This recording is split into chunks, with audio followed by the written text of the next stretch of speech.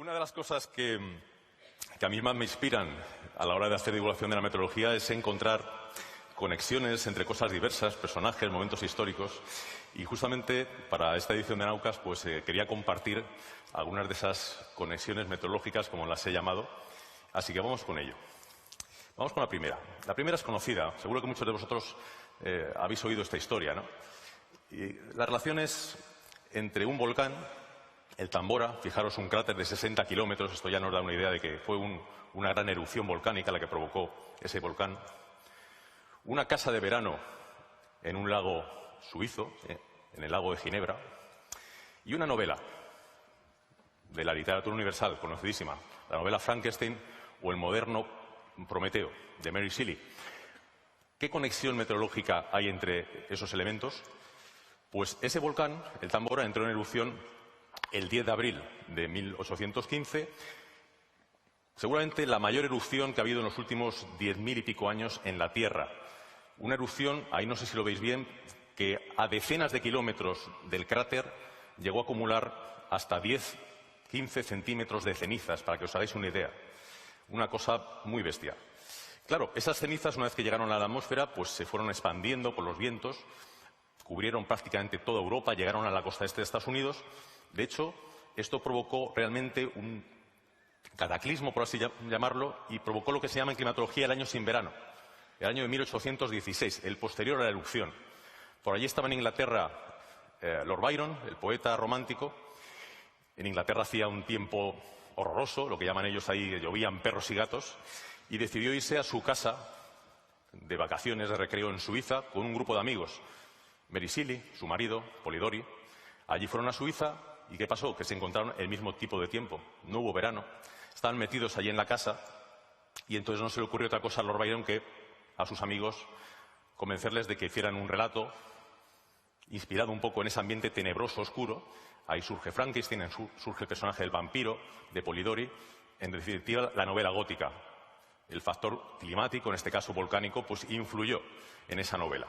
Esa es la primera conexión que os quería contar. Bien, la segunda. Quizás también la conozcáis.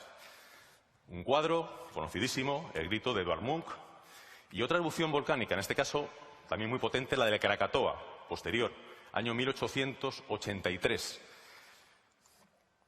Ahí tenéis un fragmento del diario que durante muchos años elaboró el pintor, el artista, por cierto, un artista muy atormentado, y hace referencia, pues como veis, a unos cielos muy rojos, algo que le llamó mucho la atención en el cielo. Esa vivencia es de 10 años anterior al cuadro. O sea, hay una diferencia de 10 años, si lo veis.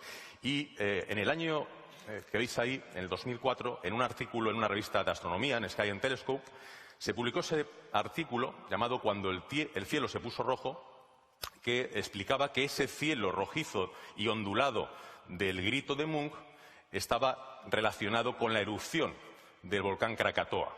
Y parecía muy sólido todo, incluso apoyándose en ese mensaje del diario, ¿no? en ese fragmento. Sin embargo, años más tarde, en 2017, aparece, en este caso ya en una revista meteorológica, en Weather, otro artículo que se llama Nubes gritando, y sus autores, también con datos y con evidencias científicas, demuestran que, aunque parecía que los cielos del cuadro de Munch eran volcánicos, probablemente sean lo que se conoce en meteorología como nubes estratosféricas polares, porque están documentadas observaciones o avistamientos de estas nubes en Cristianía, en lo que es Oslo hoy en día, que era donde vivió Munch. Por lo tanto, es bastante probable a día de hoy que este estudio demuestre que las nubes, incluso con la impresión de los cielos volcánicos de Munch, aparecieran retratadas en ese famoso cuadro de él. Bien, vamos con la tercera conexión. Linneo, el gran clasificador, y ayer se habló, lo hizo Carlos Lobato.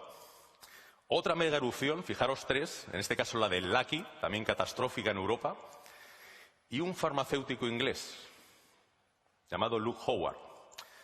Luke Howard vivió en esos años que veis ahí en la placa que hay en su casa de Londres, y pone ahí que fue el que puso los nombres a las nubes. Con apenas 11 años, 12, Howard, que ya tenía mucho interés por la naturaleza, pues se fijó en unos cielos particularmente llamativos provocados por esa erupción también enorme del Laki. y eso le hizo empezar a interesarse por las nubes, intentar comprenderlas. No había una nomenclatura de nubes todavía. Total, que a finales del año 1802, en una memorable conferencia, pues desarrolló en lo que hoy en día se basa la clasificación mundial de las nubes. Seguro que os sorprende, si no conocéis mucho el mundo de las nubes, que tengan nombres en latín, justamente porque lo que hizo Howard, aparte de tener la genial idea de saber cómo clasificarlas, es usar esa nomenclatura que ya utilizó Linneo para llamar a los géneros nubosos, por esos nombres que os suenan, cumulus, altostratus, etcétera. Incluso enlazando un poco con lo que contó Carlos ayer, pues encontramos algunos nombres también picarones, ¿no? Como las mamas, que a veces caen de las nubes de tormenta, las virgas, que son cortinas de precipitación que se evaporan. La nomenclatura de las nubes es también muy variada. Bien, vamos con la conexión cuarta. ¿Qué tiene que ver un pastor con un charco y con el químico francés Le Chatelier? ¿Cuál es la conexión meteorológica en este caso? Seguro que algún día que está lloviendo por aquí o en otros sitios, pues empieza a llover. Sí, llueve. Y sigue lloviendo y queréis ver, o os preguntáis, bueno, ¿cuándo va a parar de llover? ¿Va a seguir lloviendo todo el rato? ¿Va a parar? Bueno, probablemente sabéis que la gente del campo, los pastores, áreas rurales, tienen una creencia, y es que si cuando llueve se forman gorgoritos, eso es un indicio de que va a seguir lloviendo. Esas burbujitas, esos gorgoritos se llaman también frailes. Si pensáis en la figura de un fraile, como el de Robin Hood, por ejemplo, de Nottingham, pues forma redondeada, ¿no? Maestros cerveceros de la antigüedad. Bueno, el caso es que, ¿qué tiene eso que ver con Le Chatelier? Pues lo mismo que una experiencia cotidiana que seguro que habéis experimentado todos vosotros. Os acostéis por la noche, ponéis un vaso de agua en la mesilla, de madrugada os despertáis porque tenéis sed, y en el vaso de agua veis que hay burbujitas.